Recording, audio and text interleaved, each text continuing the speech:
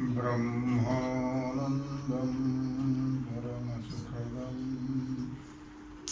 केवलं ज्ञानमूर्तिं द्वन्द्वातीतं गगनसदृशं तत्त्वमस्यादिलक्ष्यम् एकं नित्यं विमलमचलं सर्वदि साक्षिभूतं भावातीतं त्रिगुणरहितं सद्गुरुं तं नमामि। गुरुर्ब्रह्मा गुरुर्विष्णु गुरुर्देवो महेश्वरः गुरुः साक्षात् परब्रह्म तस्मै श्रीगुरवे नमः। शङ्करं शङ्कराचार्यं केशवं बादरायणं सूत्रभाष्यकृतौ वन्दे भगवन्तौ पुनः पुनः। जयांसि गिर्यास्मरण सकलविद्यांसि अधिकरण तेचे वंदो श्रीचरण श्रीगुरूंचे तेचे नमस्कारो आता। विचार सागर रहस्य तरंग दुसरा पाठ क्रमांक 4 हेडिंग नंबर 2। काल आपण जीव आणि ईश्वर किंवा जीव ब्रह्म यांच्या धर्माचा विचार केला। जीव हा पंचक्लेशवान आहे, ब्रह्म क्लेशरहित आहे। काल याचा विचार आपण पूर्ण केलेला आहे। आज पुन्हा काय सांगितलं त्याने, किंवा प्रत्येक शरीराच्या ठिकाणी जशी बुद्धी भिन्न मानतात तसं साक्षी सुद्धा भिन्न मानली पाहिजेत। कारण हा जो विषय चाललेला आहे हा पूर्वपक्ष आहे। हा काय चाललेला आहे? पूर्वपक्ष चाललेला आहे।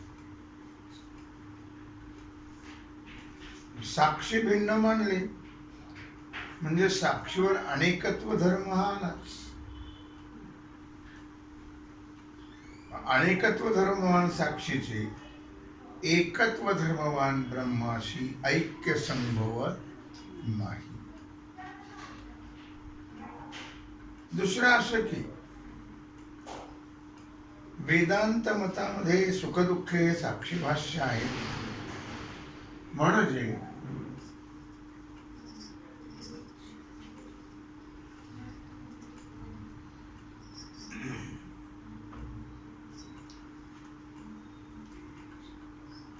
सुखदुःखे साक्षी जाणतो असा साक्षीभाष्य या शब्दाचा अर्थ आहे। कळलं? साक्षीभाष्य म्हणजे साक्षी जाणणारा, जाणतो सुखदुःखाला। आणि वेदांताच्या सरणीप्रमाणे तो बरोबरही आहे। कारण अंतःकरणाच्या ठिकाणी असणारे सुखदुःख धर्म हे अंतःकरण वृत्तीला किंवा चक्षुरादी ज्ञानेंद्रियाला कळणं शक्य नाही। लक्षात आलं का?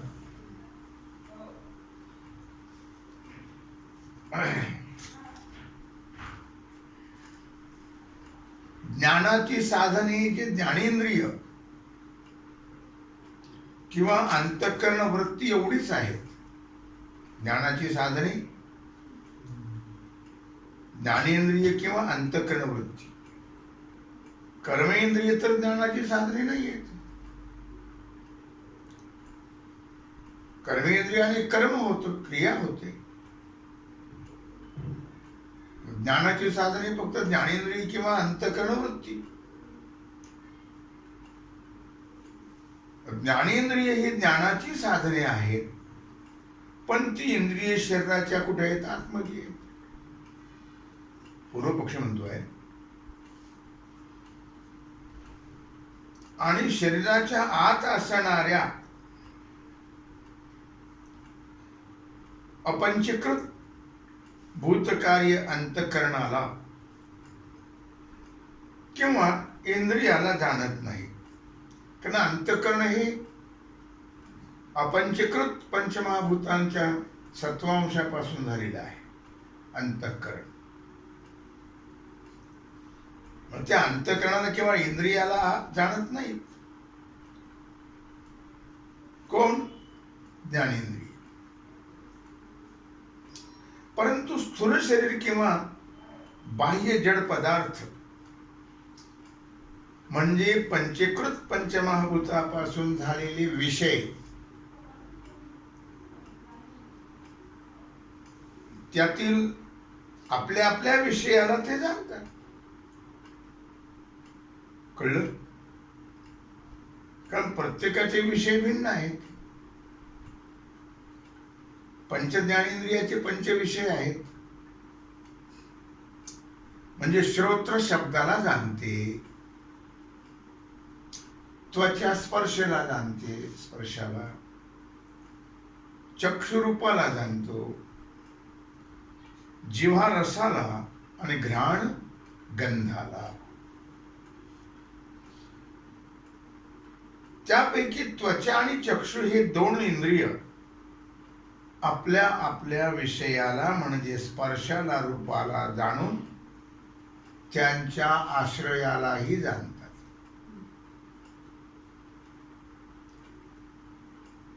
कळलं?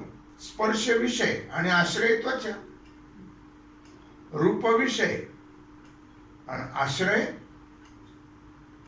काय? आश्रय आहे नेत्र. नेत्र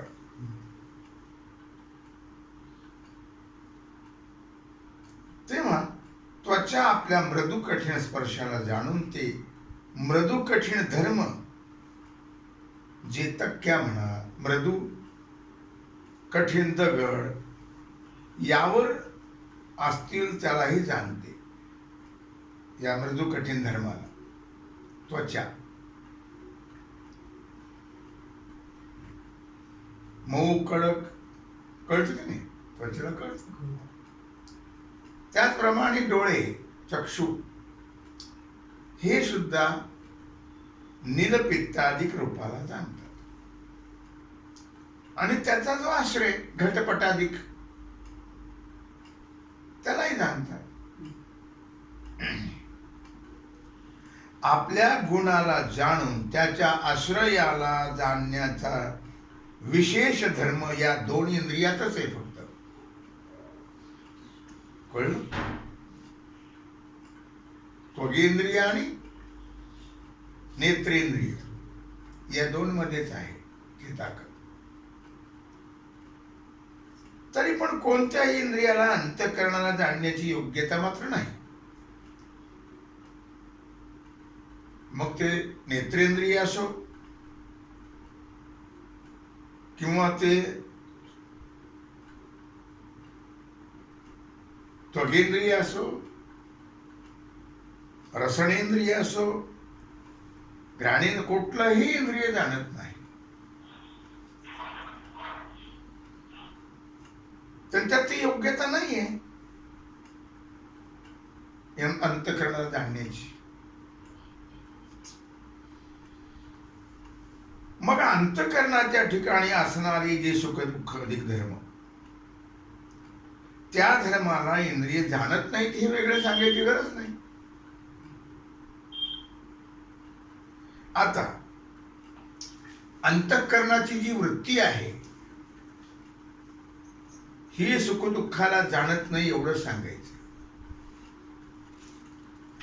लक्षामध्ये अंतःकरणाची वृत्ती सुखदुःखाला जाणत नाही पूर्वपक्ष म्हणतो, एवढंच सांगायचं आहे. ज्याप्रमाणे अग्नीच्या ठिकाणी असणारी दाहकता ही अग्नीची वृत्ती आहे. अग्नीच्या ठिकाणी असणारी दाहकता ही अग्नीची वृत्ती आहे. ती आपला जो आश्रय अग्नी त्याहून वेगळ्या पदार्थाचा दाह करते. वेगळ्या पदार्थाचा अग्नी ती वृत्ती कोणती? दाहक वृत्ती. या अग्नीचा नाही दाह करत, वेगळ्या पदार्थाचा दाह करत. त्याचप्रमाणे अंतःकरणाची वृत्ती आपलं अधिष्ठान जे अंतःकरण त्याहून वेगळ्या पदार्थाला जाणते, भिन्न पदार्थ. आपले अधिष्ठान जे अंतःकरण त्याला जाणत नाही. शिवाय जी वस्तू वृत्तीच्या अत्यंत समीप असते तिला सुद्धा अंतःकरण वृत्ती जाणत नाही, जवळच्या वृत्तीला जाणत नाही. पाच डोळ्याचं उदाहरण दिले त्याने. जसं डोळ्यातलं काजळ डोळ्याला दिसतं का आरशामुळे दिसतं? आरशामुळे दिसतं. जरी डोळ्यात काजळ असेल तरी डोळ्याला ते दिसत नाही, इतकं जवळ असल्यामुळे. आरशाने कळेल आपल्याला कमी जास्त काळं पांढरं पांढरं झालेलं, कारण डोळ्याला थोडं दिसतं ते. आरशाच्या द्वारा डोळ्याला दिसेल, प्रत्यक्ष डोळ्याला ते दिसत नाही. त्याचप्रमाणे अंतःकरणाची जी वृत्ती आहे ती अत्यंत जवळ असल्यामुळे, जसं या डोळ्याचं आणि काजळाचं उदाहरण दिलं नाही, त्याप्रमाणे अंतःकरणाची वृत्ती अत्यंत जवळ असल्यामुळे ती अंतःकरणाला जाणत नाही. अत्यंत जवळ असल्यामुळे व्यवहारात ते अत्यंत जवळ असल्यामुळे जाणत नाही. जवळीक असल्यानंतर जाणत नाही. आता तो भाग थोडा वेगळा आहे. अर्थात अंतःकरणाच्या ठिकाणी असणाऱ्या सुख दुःखालाही जाणत नाही. कोणती वृत्ती? अंतःकरणाची वृत्ती सुख दुःखालाही जाणत नाही. आता इंद्रिय किंवा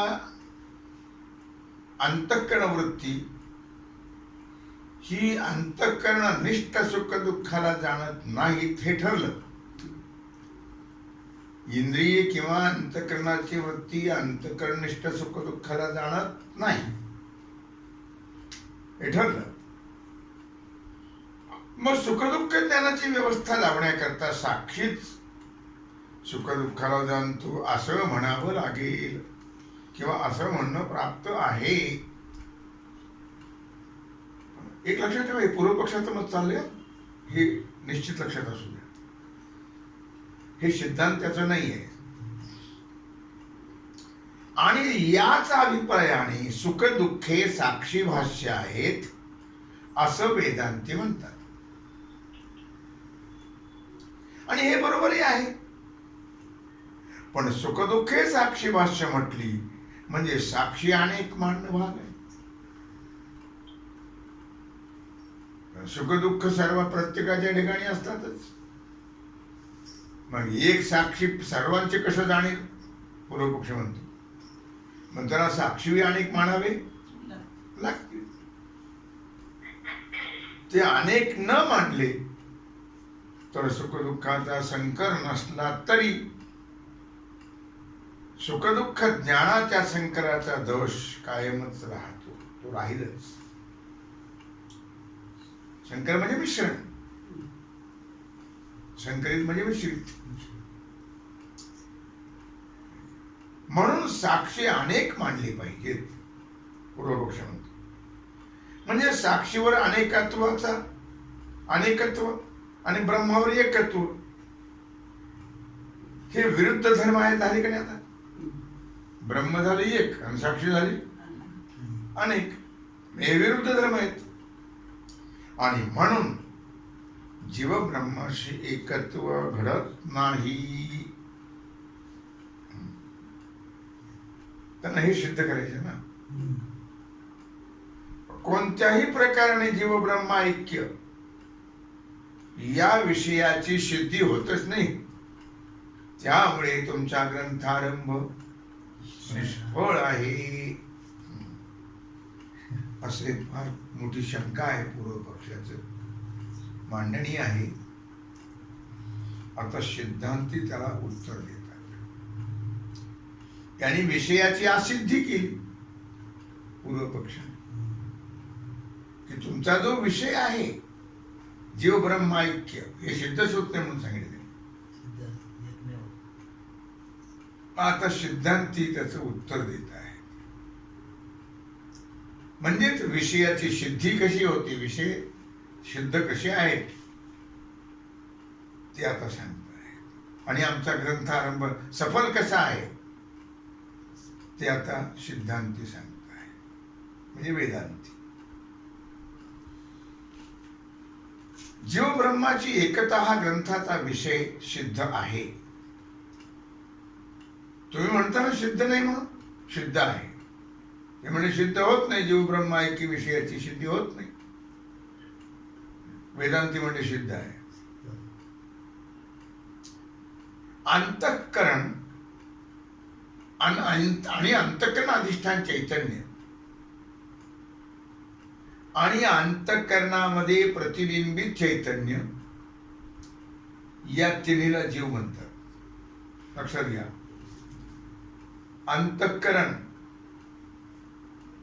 अंतःकरण अधिष्ठान चैतन्य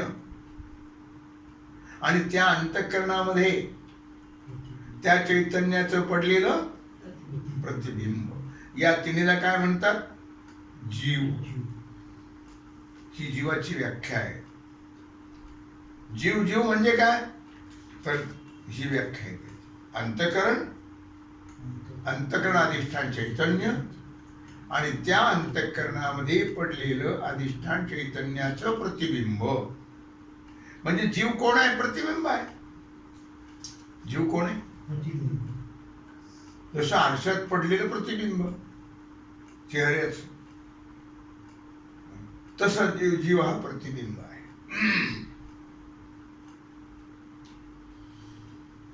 अर्थात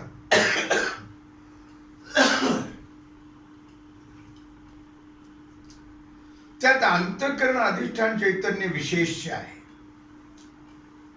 विशेष अंतःकरण आणि अंतःकरण स्थित आभास एवढा भाग विशेषण आहे. अंतःकरण आणि अंतःकरण स्थित आभास हा काय आहे? विशेषण आहे. आणि विशेष चैतन्य आणि विशेषण साभास अंतःकरण मिळून जो विशिष्ट तो जीवपदाचा वाच्य आहे. विशेष विशेषण बरोबर विशिष्ट. विशेष चैतन्य आहे,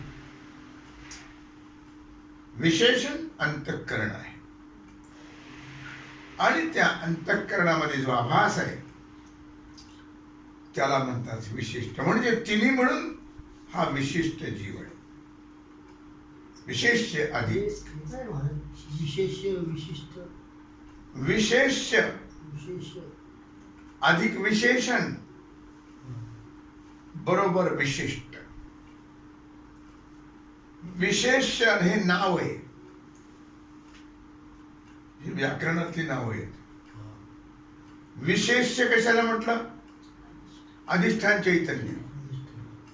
विशेषण अंतःकरण आणि विशिष्ट. जसं काळा घोडा आहे. काय आहे? काळा घोडा आहे. याच्यामध्ये विशेष आहे घोडा, विशेषण आहे काळा, आणि काळा घोडा हे विशिष्ट आहे. विशेष काय आहे? घोडा. विशेषण हे नेहमी विशेषाचं ज्ञान करून देत असते. मग काळ्या रंगाने त्या सगळ्या घोड्यातून त्याला वेगळं केलं, कोणी विशेषणाने. विशेषण. आणि विशिष्ट आहे काळा घोडा. लक्षात आलं का? तसं विशेष अधिष्ठान चैतन्य. कळलं? विशेषण अंतःकरण. आणि त्या अंतःकरणामध्ये प्रतिबिंबित जो आभास आहे त्याला म्हणतात विशिष्ट. म्हणजे तिन्ही मिळून विशेष चैतन्य, विशेषण अंतःकरण आणि त्या अंतःकरणातला आभास काय त्याला म्हणतात विशिष्ट किंवा जीव म्हणतात. त्याला काय म्हणतात? जीव. हा जीव पदाचा वाच्य आहे. तिन्ही म्हणून जो विशिष्ट, कारण तिन्ही शिवाय विशिष्ट ठरतच नाही. एक जरी कमी असेल तर विशिष्ट ठरू शकत नाही. विशेष नसेल तरी विशिष्ट ठरू शकत नाही. विशेषण नसेल तरी ठरू शकत नाही. काय? म्हणून तिन्ही मिळून विशेष चैतन्य, अधिष्ठान चैतन्य, विशेषण अंतःकरण आणि मिळून जो विशिष्ट तो आहे जीवपदाचा वाच्य. कारण त्या चैतन्याचं जे प्रतिबिंब अंतःकरणात पडलेलं आहे त्याला विशिष्ट म्हटलं. चैतन्य नसेल तर प्रतिबिंब पडू शकत नाही. अंतःकरण नसेल तर कशात पडेल? म्हणून तो जीवपदाचा वाच्य आहे. कोण? तो विशिष्ट. विशिष्ट म्हणजे जीव. विशिष्ट म्हणजे जीव. विशिष्टापैकी विशेषण किंवा विशेष यापैकी कोणत्याही एका पदार्थाचा स्वीकार केला नाही तर विशिष्ट जीव आणि त्याचं स्वरूप सिद्ध होणार नाही. कळलं का? कळलं? काय काय सांगितलं? विशेष चैतन्य, विशेषण अंतःकरण. ह्या दोन्हीपैकी एक नसेल तरी विशिष्ट जीव तयार होणारच नाही. जीवाचं स्वरूप सिद्ध होणार. कोणत्याही राजसेवकाच्या ठिकाणी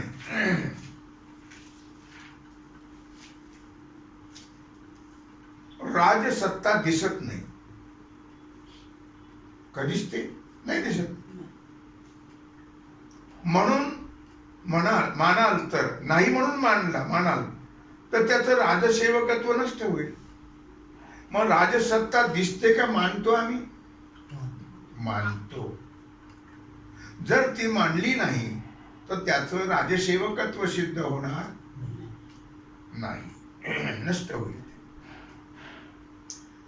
त्याचप्रमाणे सर्व व्यापक असणारं जे ब्रह्मचैतन्य, त्या ब्रह्मचैतन्याचा जेवढा भाग या अंतःकरणाच्या अधिष्ठान रूपाने आहे, लक्षात घ्या. कारण आपल्या अंतःकरणाने हे व्यापक ब्रह्मचैतन्याचा जेवढा भाग व्यापलाय त्यालाच अशा प्रकारे विशेष असं म्हटलेलं आहे. त्या भागाला. कळलं का? किंवा त्या भागाला 3 नावं दिलेली आहेत. पुढची नावं आता कुटस्थ, साक्षी, आत्मा. कुणाला? अंतःकरणाने जेवढा भाग व्यापक ब्रह्मचैतन्याचा व्यापलाय तेवढ्या भागाला कुटस्थ, साक्षी, आत्मा ही नावं दिली आहेत. कळलं? आणि तो चैतन्य भाग जीवस्वरूपामध्ये विशेष भाग आहे. मग तो जो चैतन्य भाग आहे अंतःकरणाने व्यापलेला त्याला विशेष म्हटलं. आणि त्याचंच नाव साक्षी कुटस्थ चैतन्य, साक्षी कुटस्थ आत्मा. आणि त्यांचं जे प्रतिबिंब पडले अंतःकरणामध्ये त्याचं नाव आहे जीव. कळलं का? तो चैतन्य भाग जीवस्वरूपामध्ये विशेष भाग आहे. त्याला विशेष म्हटलंय. जीवस्वरूपाची सिद्धी करत असताना विशेष विशेषण आणि विशिष्ट. आता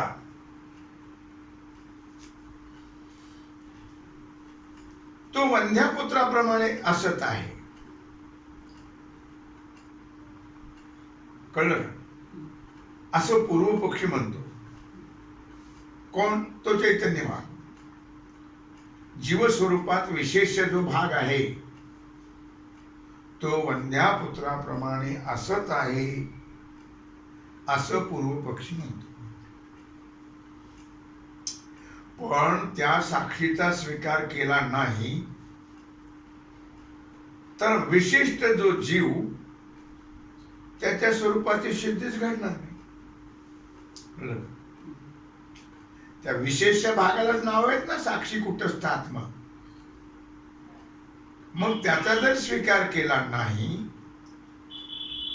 तर विशिष्ट जो जीव त्याच्या स्वरूपाची सिद्धी होणार नाही. याकरता साक्षीचा स्वीकार अवश्य केलाच पाहिजे. लक्षामध्ये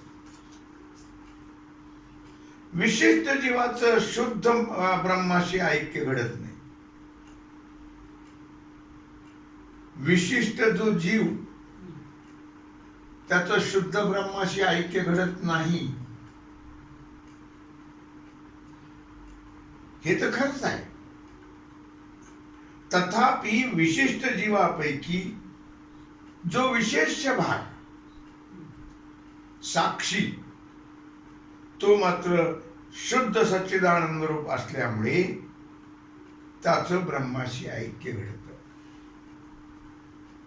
म्हणून लक्षार्थाने ऐक्य, वाच्यार्थाने ऐक्य नाही. जीव हा वाच्य आहे, ईश्वर वाच्य आहे, त्यांचं ब्रह्माशी ऐक्य घडत नाही डायरेक्ट.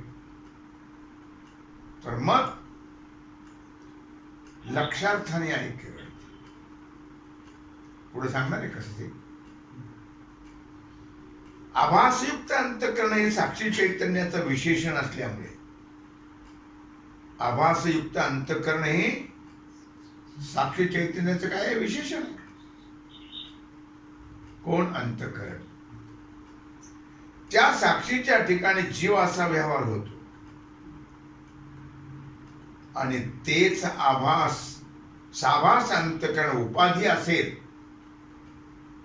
तर अधिष्ठान चैतन्य साक्षी चैतन्याला साक्षी हे नाव येत. लक्षात ठेवा. आभासयुक्त अंतःकरण हे साक्षी चैतन्याचं विशेषण असल्यामुळे त्या साक्षीच्या ठिकाणी जीव असा व्यवहार होतो.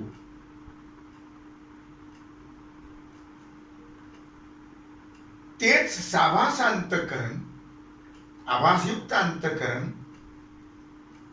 उपाधी जेव्हा असेल तर अधिष्ठान चैतन्याला साक्षी ही संज्ञा येते, नाव येते. साक्षी ओळख पटण्याकरता जो संकेत केलेला असतो त्याला संज्ञा म्हणतात. ओळख पटण्याकरता जो संकेत केलेला असतो त्याचं नाव संज्ञा. आता विचार करा, जीवामध्ये जो चैतन्य भाग आहे, काय जीवामध्ये जो चैतन्य भाग आहे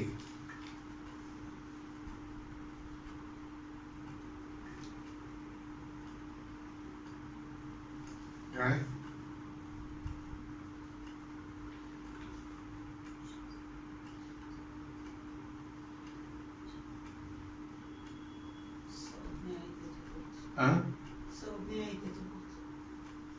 हा तो मंद बुद्धी पुरुषांना न समजण्यासारखा असला तरी शास्त्रयुक्तीने त्याची सिद्धी होते. जीवामध्ये चैतन्य भाग जो आहे, कारण चैतन्याशिवाय जीव सिद्धच होत नाही ना. पण तो सामान्याला कसा कळेल, मंद बुद्धीला कसा कळायचो? कळणार नाही. तो समजण्यासारखा नाही आहे. मग शास्त्रयुक्तीने त्याची सिद्धी होते, शास्त्राने त्याची सिद्धी होत असते. तो पदार्थ न मानणं हे साहसच आहे. ते मानत नाही ते लोक, साक्षीला मानत नाहीये. यावरून इतकं सिद्ध झालं की साभास अंतःकरण विशिष्ट चैतन्य जीव आहे आणि त्यात आभास अंतःकरण, साभास अंतःकरण एवढा भाग विशेषण आहे आणि विशेष जे चैतन्य भाग त्याला साभास अंतःकरण विशेषण असलं तरी जीव म्हणावं, अशी जीवाची सिद्धी या ठिकाणी केलेली आहे. तेव्हा झालेली सेवा भगवत चरणी समर्पित करू. राहिलेला जो सेवेचा भाग आहे तो आपण उद्या पुंडली कवरदे हरिनाथ भगवान की जय. श्री सद्गुरु ज्ञानेश्वर महाराज की जय. श्री सद्गुरु जोग महाराज की जय. श्री सद्गुरु शाकरी महाराज महाराज की जय.